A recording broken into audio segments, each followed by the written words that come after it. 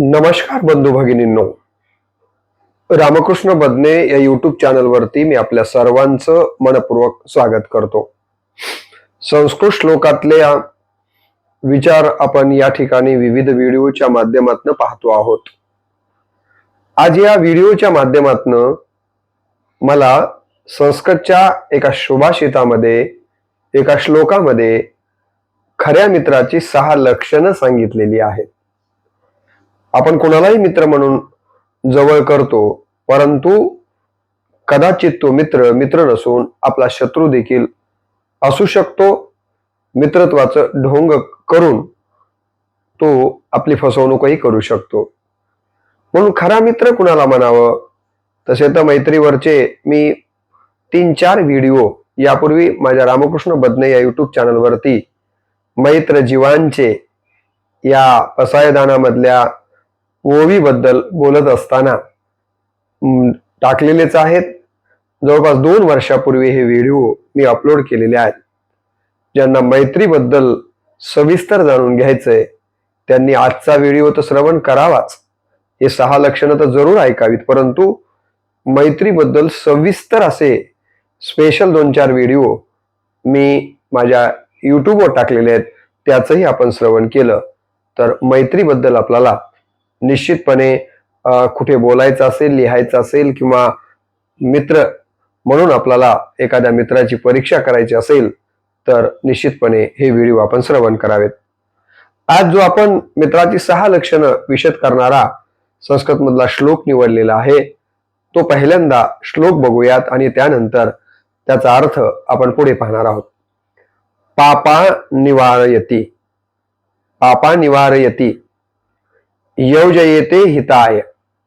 पापा निवारयति या पापा निवारयति योजयेते हिताय गुह्यानि गुह्यति, गुह्यानि गुह्यति गुणान् प्रकटीकरोति, गुणान् प्रकटीकरोति आपद्गतच न जहाति, आपद्गतच न जहाति ददाति काले, ददाति काले सन्मित्र लक्षणमिदं, सन्मित्र लक्षणमिदं प्रवदन्ति संतः, प्रवदन्ति संतः असा हा श्लोक आहे. आणि या श्लोकाचा अर्थ काय आहे? पहिल्यांदा म्हटले पापा निवारयन्ति, म्हणजे पापापासून दूर ठेवतो तो खरा मित्र. दुराचारापासून दूर ठेवतो तो खरा मित्र. म्हणजे मित्राचं पहिलं लक्षण काय सांगितलं? जो आपल्या मित्राला दुराचरणापासून दूर ठेवतो किंवा पापापासून दूर ठेवतो तो खरा मित्र. हे पहिलं मित्राचं लक्षण सांगितलेलं आहे.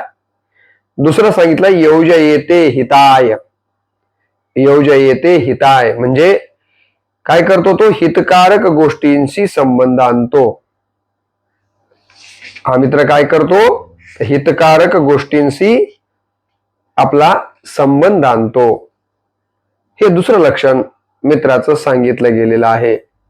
आणि तिसरं सांगितलंय गुह्यानि गुह्यति, म्हणजे काय? गुपित जपतो. कारण आपल्याला माहिती आहे की ज्या गोष्टी आपण आपल्या आई वडिलांच्या समोर देखील व्यक्त करू शकत नाहीयेत, सांगू शकत नाहीयेत, अशा गुपित गोष्टी मित्राच्या जवळ सांगतो. तेव्हा त्या मित्रानं त्या गोष्टी कशा ठेवल्या पाहिजे? गुह्यानि गुह्यति, गुपित ठेवल्या पाहिजेत. आणि मित्रांनी मित्रांच्या बरोबर मात्र मोकळेपणानं संवाद केला पाहिजे, चर्चा केली पाहिजे. पुढे म्हटले गुणान प्रगती करोती, मतलब म्हणजे काय? तर तोच खरा मित्र आहे जो आपल्या मित्रांचं गुणांचं प्रकटीकरण, या गुणांबद्दल लोकांच्याकडे भरभरून बोलतो की माझा मित्र असा आहे, माझ्या मित्राकडे हा गुण आहे, माझ्या मित्राकडे तो गुण आहे, खरोखरच तू चांगला आहे, असं मित्राच्या बद्दल भरभरून जो बोलतो गुणांच्या बद्दल, तो खरा मित्र. आणि पुढे म्हटले आपदगतच न जहाती, म्हणजे काय? आपदगतच, आपद म्हणजे संकट, गतच जहाती न जहाती का मतलब आहे संकटाच्या काळी जो सोडून जात नाही, असं या ठिकाणी खऱ्या मित्राचं चौथं लक्षण सांगितलेलं आहे, त्याला खऱ्या अर्थानं मित्र म्हणावं. आणि पुढे काय म्हटलंय, ददाती काले, ज्या हाती ददाती काले म्हणजे ते सांगितलं तुम्हाला. आणि सन्मित्र लक्षणम मिदम प्रवदंती संतहा, संकटाच्या काळात जो सोडून जात नाहीये आणि जिथे आपल्याला मदत करणं गरजेचं आहे त्या ठिकाणी मात्र तो अंतकरणातनं मदत करतो, टाळाटाळ करत नाहीये, तो खरा मित्र. तर अशा प्रकारे खऱ्या मित्राचे 6 लक्षणं संतांनी, सज्जनांनी सांगितलेली आहेत असा हा श्लोक म्हणतो. आणि म्हणून आपण जर बघितलं तर मित्राबद्दल मी खूप बोललोय. मित्राबद्दलच्या कविताही मी मान्य व्हिडिओमध्ये मांडलेल्या आहेत की मित्र म्हणजे काय, मैत्री म्हणजे असा आहे मित्रा त्यात थोडंसं झिजावं लागतं. मैत्री म्हणजे असा आहे मित्रा त्यात थोडंसं झिजावं लागतं. पावसाचं गाणं म्हणायचं असेल तर त्यात थोडंसं भिजावं लागतं. पुढे मी कवितेच्या दुसऱ्या ओळी त्या व्हिडिओमध्ये सांगितल्या होत्या की बोरी आणि बाबळी राहती जवळी जवळी, बोरीवरी आला दगड, बाबळीचा काटई आड, बाबळ तोडाया आला गडी, गोड बोर त्याला मोह पाडी, राहिले त्याचे बाबळ तोडणे, पहा कैसी मैत्री जोडणे. बाबळीचं आणि बोराच्या झाडाच्या मैत्रीबद्दलच्या या कवितेच्या ओळी आहेत. म्हणजे संकटामध्ये मित्रानं मित्राची साथ कशी द्यावी याचं उत्कृष्ट उदाहरण म्हणून या पंक्तींकडे, काव्य पंक्तींकडे आपल्याला पाहता येतं. तर सज्जन हो, आपल्याला या ठिकाणी मित्राची, चांगल्या मित्राची 6 लक्षणं इथं पाहायची आहेत. तसं तर आपल्याकडं मित्र 2 प्रकारचे आहेत. तुम्हाला माहिती आहे की एक गोष्ट लक्षात घ्या, संत नामदेव आणि ज्ञानदेवांसारख्या सज्जन मित्र जेव्हा एकत्र येतात तेव्हा जगाला पसायदान मिळतं. आणि जेव्हा कामदेव आणि दामदेव एकत्र येतात तेव्हा जगामध्ये अनितीचा जन्म होतो. जेव्हा दुर्योधन आणि कर्णासारखे मित्र एकत्र येतात तेव्हा जगामध्ये महाभारत घडतं. आणि म्हणून आपण मित्र कसे आपले असावेत, कुणाशी मैत्री करावी हे देखील अत्यंत महत्वाचं आहे. आणि हे कळण्यासाठीच हा श्लोक आपण लक्षात घेणं गरजेचं आहे. की चांगला मित्र कोण, तर त्याचं पहिलं लक्षण सांगितलेलं आहे की चांगला मित्र तो आहे जो आपल्याला पापापासून रोखतो, दुराचरणापासून रोखतो, तो आपल्याला वाईट प्रकारचं वागू देत नाहीये. म्हणजे आपल्याला तो व्यसन करू देत नाहीये, तो आपल्याला व्यभिचार करू देत नाहीये, तो आपल्याला चोरी करू देत नाहीये, तो आपल्याला कॉपी करू देत नाहीये, तो आपल्याला आई वडिलांना शिव्या द्यायचं शिकवत नाहीये. म्हणजे जे काही दुराचरण आहे, वाईट वागणं आहे किंवा ज्यातनं पापाचा जन्म होतो अशी कुठलीच गोष्ट आपल्या मित्राच्या हातून घडणार नाही याची काळजी जो घेतो तो खरा मित्र. नाहीतर असे पायलीचे पसाभर आपल्याला मित्र मिळतात बुडवणारे. आपल्या खिशात पैसे असले की मग आपल्या त्या पैशाला खर्चेपर्यंत, पार्टी खाण्यापर्यंत चहा पिणारे देखील मित्र आपल्याला पाहायला मिळतात. म्हणजे स्वार्थ साधून घेण्यापुरती मैत्री असणारे आपल्याला खूप बघायला मिळतात. परंतु हे खऱ्या मैत्रीचं लक्षण नाही आहे. खऱ्या मैत्रीचं पहिलं लक्षण हे आहे की खरा मित्र आपल्या मित्राला दुराचरणापासनं, पापाचरणापासनं दूर ठेवण्याचं काम करतो. आपला मित्र जर चुकत असेल तर तो म्हणतो, मित्रा तू चुकतोयस, या मार्गाने जाणं योग्य नाहीये, हा पापाचा मार्ग आहे, हा दुराचार आहे, तेव्हा तू या मार्गाने जाऊ नकोस. असंच मैत्री खऱ्या अर्थानं ती मैत्री खरी मैत्री आहे. आणि म्हणून या मित्राचं पहिलं लक्षण जो पापापासनं दूर ठेवतो, दुराचरणापासून दूर ठेवतो तो खरा मित्र.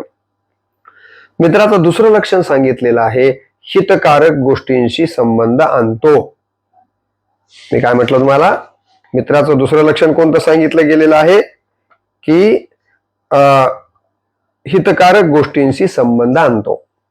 म्हणजे पापाचरणापासून दूर ठेवतो, दुराचरणापासून दूर ठेवतो, म्हणजेच हिताचं या ठिकाणी हितकारक गोष्टींशी संबंध आणतो.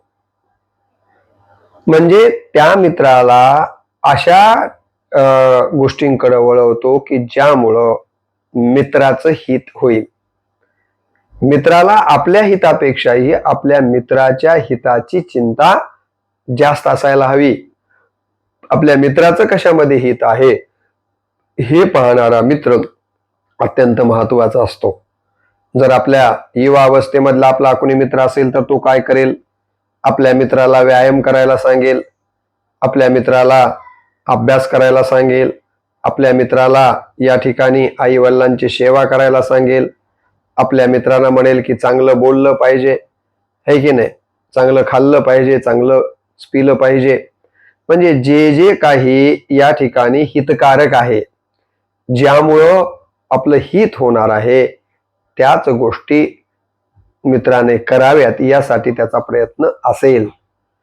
नाहीतर आम्ही बिघडलो तुम्ही बिघडा असा जर कोणी असेल तर तो आपला खरा मित्र असू शकत नाहीये. ही गोष्ट इथे आपण लक्षात घेतली पाहिजे. आणि म्हणून मित्राचं दुसरं लक्षण हितकारक गोष्टींशी संबंध आणतो. पहिलं लक्षण काय सांगितलं? पापाचरणापासून दूर ठेवतो. दुसरं लक्षण सांगितलं हितकारक गोष्टींच्या जवळ आपल्या मित्राला घेऊन जाण्याचं काम किंवा हितकारक गोष्टींमध्येच तो आपल्या मित्रांना या ठिकाणी रमवण्याचं काम करतो. तिसरा जो या ठिकाणी मित्राचं लक्षण सांगितलेलं आहे ते म्हणजे गुपित जपतो. मी यापूर्वी व्हिडिओच्या प्रारंभी आपल्याला सांगितलं की जगामध्ये सर्वात जवळचं नातं आई आणि मुलाचं जरी असलं, आई वडिलांचं आणि अपत्यांचं जरी असलं, तरी परंतु त्यापेक्षाही अत्यंत जवळचं नातं जर कुणाचं असेल तर ते मित्राचं आहे. कारण काही गोष्टी आपण आता त्याला लज्जा म्हणून म्हणा किंवा आणखीन आई वडिलांच्या समोर आदर म्हणून म्हणा किंवा जे काही समजायचं ते समजा, अंतकरणातल्या अत्यंत नाजूक गोष्टी आपण आपल्या आई वडिलांच्या समोर व्यक्त करू शकत नाहीयेत. त्या गोष्टी मात्र आपण मित्रापाशी सहज गतीनं व्यक्त करू शकतो. आणि म्हणून बऱ्याच वेळेस आई वडील म्हणत असतात की त्या आपल्या मुलाच्या मित्राला की अरे आमचा मुलगा आमच्याकडे घडघड, मुलगी आमचा मुलगा घडघड बोलतच नाही आहे बघ, तो सतत विचारात असतो. नेमका त्याला कशाचा विचार आहे, तो कशाचा तणाव घेतो हेच आम्हाला कळत नाहीये.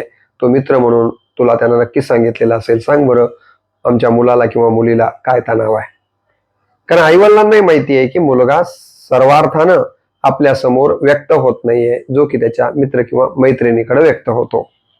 आणि म्हणून गुपित जे काही आपल्या काळजाच्या कुपीत असलेलं गुपित आहे ते या कुपीतनं निघालं की मित्राच्याच हृदयाच्या काळजाच्या कुपीमध्ये जाऊन बसतं.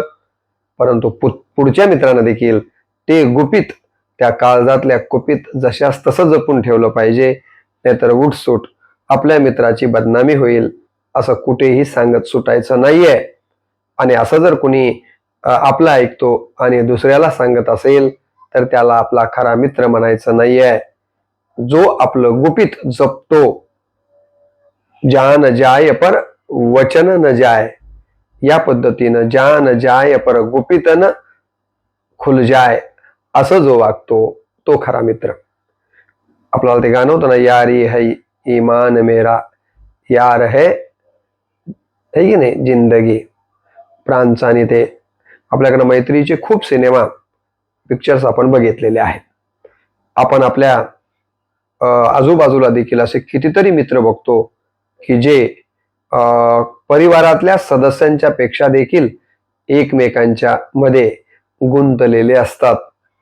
कधी कधी पत्नी देखील म्हणत असते की तुम्हाला माझं काही पडलं नाही, तुम्हाला फक्त तो मित्रच पाहिजे असतो. किंवा पती म्हणत असतो की तुला पती म्हणून माझं काही पडलं नाही, त्या मैत्रिणीतच तुझा जीव अडकलेला दिसतो. म्हणजे मैत्री कशी आहे बघा. तर या मैत्रीच्या मध्ये सगळ्यात महत्वाचं जर काय असेल तर मित्राचं गुपितच ठेवलं पाहिजे. हे चांगल्या मित्राचं तिसरं लक्षण आपण लक्षात घेतलं पाहिजे. आणि मित्राशी मित्रानं मोकळेपणानं बोललं पाहिजे. मित्रानं मित्राशी बोलत असताना मात्र कुठल्याच प्रकारचं गुपित ठेवायचं नाहीये. एकमेकांच्या मध्ये बोलत असताना काहीच लपवून ठेवायचं नाही. जे आहे ते व्यक्त व्हायचं. आणि एक गोष्ट लक्षात घ्या, कुठेतरी माणूस व्यक्त झाल्याशिवाय माणसाच्या हृदयावरचा बोज कमी होत नाही आणि तणाव कमी होत नाही. आणि तणाव जोपर्यंत कमी होत नाहीये तोपर्यंत आपल्याला शांत झोप लागत नाही, किंवा कधी कधी तणाव वाढला तर हृदय बंद पडण्याची शक्यता असते. आणि म्हणून आपलं मन मोकळं करण्यासाठी कोणीतरी मित्र लागतो. आणि म्हणून मित्राच्या जवळ मित्र हा कसा असला पाहिजे, तर त्यानं अत्यंत मोकळं मन केलं पाहिजे. कुठल्याच प्रकारचा आडावेडा किंवा गुपित तिथं ठेवता कामा नये, परंतु दोघांच्या मधला संवाद मात्र गुपित ठेवला पाहिजे, तो बाहेर जाता कामा नये. तर हे एक तिसरं लक्षण मला असं वाटतं की आपण या मित्राच्या लक्षणांच्या मध्ये पाहिलं पाहिजे. चौथं लक्षण काय सांगितलं, तोच खरा श्रेष्ठ मित्र जो आपल्या मित्राच्या गुणांचा गौरव करतो. काय करतो? आपल्या मित्राच्या गुणांचा गौरव करतो. तोंडावर कदाचित तो मित्राबद्दल मोठ्या मोठ्या गोष्टी बोलणार नाहीये, त्याची प्रशंसा करणार नाहीये, परंतु माघारी मात्र जिथे कुठे चर्चा निघेल तिथे तो आपल्या मित्राबद्दल भरभरून बोलेल की माझा मित्र असा, माझा मित्र तसा, माझ्या मित्रामुळे मी घडलो. अशा आपण कित्येक वेळेस आपण पाहतो. तर मित्राच्या गुणांचा गौरव करणारा जो असतो तो खरा मित्र. नाही तर तोंडावर मित्रापुरतं काहीतरी बोलायचं आणि मित्र निघून गेला, याचं काय खरं आहे, हे असलाच आहे, तो तसलाच आहे, हे काय मित्र आहे का, हे असलं. आणि या पद्धतीचं जर असेल तर ती खरी मैत्री असू शकत नाही आहे. आणि म्हणून मित्राच्या गुणांचा गौरव जो करतो तो मित्र, जो आपल्या मित्राबरोबर सल्लामसलत करतो, एखादा निर्णय घ्यायचा असेल तर तो निर्णय घेताना म्हणतो की नाही, मी काही निर्णय आताच फायनल करणार नाहीये, मला माझ्या मित्राशी सल्लामसलत करावी लागेल आणि त्यानंतरच हा निर्णय मी अंतिम करेन, तोपर्यंत करणार नाहीये. म्हणजे सल्लामसलत करणारा किंवा मित्रांच्या गुणांचा गौरव करणारा जो असतो त्यालाच मित्र म्हटलं पाहिजे. रामायणामध्ये आपल्याला माहिती आहे की अशी मैत्री सुग्रीवाची आणि प्रभू रामचंद्रांची आहे, अशी मैत्री बिभीषणाची आणि प्रभू रामचंद्रांची आहे. तर या मैत्रीमध्ये हे मित्र एकमेकांचा गौरव करतात, एकमेकांची सल्लामसलत करून निर्णय घेतात की नाही. महाभारतामध्ये देखील अर्जुन आणि भगवान श्रीकृष्णाची मैत्री आहे. सुदामा आणि भगवान श्रीकृष्णांची मैत्री आपल्याला माहिती आहे की नाही. तुम्हाला माहिती आहे की याच ठिकाणी कर्ण आणि दुर्योधनाची मैत्री आहे. तरी सल्लामसलत करतात आणि त्याचबरोबर हे एकमेकांच्या गुणांचा गौरवही करतात. असे श्रेष्ठ मित्र आपल्याला पाहायला मिळतात. मला असं वाटतं की खरं तर अकबर आणि बिरबल जरी राजा आणि प्रधान असले किंवा तरीही मित्र कसे असावे त्याचं उदाहरण म्हणून आपल्याला अकबर आणि बिरबलाचं सुद्धा देता येऊ शकतं. आणि म्हणून मित्राच्या गुणांचा गौरव जो करतो, निर्णय घेत असताना मित्राची जो सल्लामसलत करतो तो खरा मित्र, हेही एक मित्राचं मला वाटतं चौथं लक्षण आपल्याला या ठिकाणी पाहता येतं. आणि मित्राचं पाचवं लक्षण जे सांगितलं गेलेलं आहे तो म्हणजे जो संकटात सोडून जात नाहीये तो खरा मित्र. संकटाची परीक्षंती असं म्हणतात की माणसाची खरी परीक्षा ही संकटाच्या काळात होते. चांगल्या कालावधीमध्ये तर कोणीही आपल्या सोबत असतं, परंतु जेव्हा आपल्यावर संकट येतं त्यावेळेला जी माणसं आपल्या सोबत असतात तीच खरी तर नातेवाईक आहेत आणि तेच खरे तर आपले मित्रही आहेत. संकटाच्या वेळेला जे साथ देतात ते. आपण अनेक वेळेस पाहिलं की संकटाच्या वेळेला एकट्याला सोडून पळून जाणारी खूप आपल्याला पाहायला मिळतात. परंतु दुर्योधनाचं आणि कर्णाचं किती श्रेष्ठ मित्रत्वाचं उदाहरण आहे की जेव्हा कुंती कर्णाला सांगते की बाबा कर्णा, तू माझा मुलगा आहेस आणि हे 5 जे पांडव आहेत ते तुझे भाऊ आहेत, तेव्हा तू आता हा पक्ष सोड कौरवांचा आणि तुझ्या भावांना जाऊन मिळ त्यावेळेला कर्णानं दिलेलं उत्तर अत्यंत महत्वाचं आहे. कर्ण म्हणतो की नाही, माझा मित्र दुर्योधन ज्याने शस्त्र परीक्षेच्या वेळेला मला मित्र म्हणून संबोधलं, मला मित्र म्हणून स्वीकारलं आणि वेळोवेळी मला मित्रत्वाचं आदर दिला, प्रेम दिलं, आता संकटाच्या वेळेला मात्र मी मेलो तरी हरकत नाही, परंतु जगलो तरीही दुर्योधनासाठीच आणि मेलो तरीही दुर्योधनासाठीच. तर संकटाच्या कालावधीमध्ये कर्णाला माहिती होतं की आपण कौरवांच्या बाजूने राहिल्यानंतर आपण जगणार नाहीये. असं असताना देखील त्यानं ठरवलं की नाही, आपली संस्कृती सांगते की संकटात जो मदत करतो तो खरा मित्र. आणि म्हणून आपण पाहिलं असेल की या ठिकाणी मला कर्णाचा आणि दुर्योधनाच्या मैत्रीचं खरोखरच या ठिकाणी कौतुक वाटतं. मी हिंदीचा प्रोफेसर आहे आणि हिंदीमध्ये एका पक्षाचा आणि झाडाच्या मैत्रीबद्दल फार सुंदर वर्णन आलंय. ते सांगण्याचा मोह मला होतो. मैत्री कशी असावी. आग लगी इक वृक्ष को जलन लगे सब पात. आग लगी इक वृक्ष को जलन लगे सब पात. तुम क्यों नहीं उड़ते पंछी पंख जो तुम्हारे साथ. असं त्या पक्षाला विचारलं जातं. तेव्हा तो पक्षी म्हणतो, फल फूल खाए इस वृक्ष के बीट भरे सब पात. फल फूल खाए इस वृक्ष के बीट भरे सब पात. उड़ना हमारा धर्म नहीं जल मरना इसके साथ. उड़ना हमारा धर्म नहीं जल मरना इसके साथ. हे किती संकटाच्या काळात मी याच्या सोबत मरेन, कारण याच झाडा मित्रानं मला फळं दिलेत, मला जगवलंय, आणि त्याच्या संकटाच्या काळात मी उडून जाणं म्हणजे कृतज्ञता ठरेल, आणि म्हणून मी उडून जाणार नाहीये, असं पक्षी म्हणतो. म्हणजे आपण बघितलं की मैत्री पक्षाची आणि माणसाची सुद्धा असू शकते. तुम्हाला माहिती आहे महाराणा प्रताप आणि त्यांचा घोडा, छत्रपती शिवराय आणि त्यांचा घोडा असेल कुत्रा, डॉक्टर बाबासाहेब आंबेडकर आणि त्यांचा असलेला कुत्रा. कितीतरी अशी उदाहरणं देता येईल की मैत्री ही केवळ माणसा माणसातच होते, स्त्री स्त्रीमध्येच होते असं नाही आहे.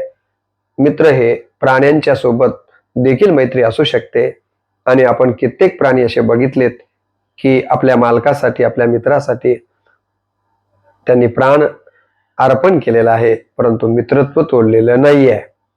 आणि म्हणून या ठिकाणी तो खरा मित्र आहे जो संकटाच्या काळात आपली साथ देतो, आपल्याला सोडून जात नाहीये. आर्थिक परिस्थिती आपली बिकट असू द्या, आपण शरीरानं थकलेले आहोत, आपलं आता काहीही काम नाहीये, आपल्याला समजा पॅरालिसिस झालेला आहे, आणि मित्रांना असा विचार करायचा नाही की आता याचं आपल्याला काय काम आहे, किंवा आता हा फार गरीब झालाय, उलट याच्याशी जर आपण नातं ठेवलं तर आपल्याला पैसे मागेल. म्हणजे कोणत्या का प्रकारचं संकट येईना, परंतु त्या संकटाच्या काळात जे आपल्याला सहकार्य करत नाहीयेत ते खऱ्या अर्थानं मित्र नाहीये. आणि म्हणून खरं तर माणसाला कळायला पाहिजे की आणि अनुभवातून आपल्या लक्षात आलं पाहिजे की आपल्यासोबत वागणारी माणसं हे संकटाच्या वेळेला कशी वागतात. यावरूनच आपण आपले खरे मित्र कोण आहे ते समजून घेतलं पाहिजे. आणि 6वं लक्षण मित्राचं जे सांगितलं या श्लोकामध्ये ते हे की प्रसंगी पाहिजे ते देतो. प्रसंगी किंवा योग्य वेळी जे त्याला देणं गरजेचं आहे तो देतो, त्यालाच मित्र म्हटलं पाहिजे. काय म्हटलंय 6वं लक्षण? 6वं लक्षण इथं हे सांगितलेलं आहे की प्रसंगी पाहिजे तो त्याला देतो. मित्राला प्राण द्यायची वेळ आली तरी तो प्राण द्यायला देखील मागं पुढं पाहत नाहीये. मग पैसे देणं, वेळ देणं, एखादी वस्तू देणं, या गोष्टी तर फार नगण्य आहेत. प्राण देखील द्यायला जो तयार होतो, आता यापेक्षा आणखीन पुढचं काय सांगायचं, तर तो खरा मित्र योग्य वेळी. आणि जो कामापुरता मामा आपल्याकडे म्हणतो तसा आहे, त्याला खऱ्या अर्थानं मित्र म्हणता येत नाहीये. आणि म्हणून मित्रांनो, आपणही आपल्या आयुष्यामध्ये आपल्या आजूबाजूला ज्यांना आपण मित्र म्हणतो ते या 6 लक्षणांच्या मध्ये बसतात का? बसत असतील तर ते खरे आपले मित्र आहेत. नाहीतर आपल्याकडं सत्ता आहे, आपल्याकडं पैसा आहे की नाही, आपल्याकडं समजा शरीरयष्टी आहे, जे काही असेल, काहीतरी लाभाचं आपल्याकडं आहे आणि ते मिळवण्यासाठी जर कोणी आपल्या आजूबाजूला फिरत असेल, आपली प्रशंसा करत असेल, तर समजावं की हे आणि या 6 लक्षणामध्ये बसत नसेल तर समजावं की ही मैत्री नाही आहे, हा व्यवहार आहे, हा स्वार्थ आहे. आणि या 6 लक्षणाच्या मध्ये जर कुणी बसत असेल तर निश्चितपणे मग तो कोण्याही जातीचा असू द्या, मग ते त्याचं लिंग कोणतंही असू द्या, स्त्री असू द्या, पुरुष असू द्या, अन्यथा आपण ज्याला थर्ड जेंडर म्हणतो ते असू द्या, एखादा प्राणी असू द्या, तो देखील आपला मित्र असू शकतो. परंतु त्यासाठी ही लक्षणं त्याच्याकडे असणं गरजेचं आहे. तेव्हा मित्र कसा असावा, आपल्याला कविता माहिती आहे की मित्र कसा असावा, मित्र वनव्यामध्ये गारव्या सारखा. हे सगळं कविता मी अन्य व्हिडिओमध्ये घेतलेली असल्यामुळं इथे काही घेत नाही आहे. तेव्हा या संस्कृत श्लोकामधनं मित्राचे जे 6 लक्षणं सांगितलेले आहेत, तर त्या लक्षणांना आपण सर्वांनी श्रवण करावं, इतरांच्यापर्यंत हा व्हिडिओ पाठवावा आणि याचं श्रवण करावं एवढीच मनपूर्वक अपेक्षा व्यक्त करून मी माझ्या आजच्या व्हिडिओला या ठिकाणी पूर्णविराम देतो. नमस्कार.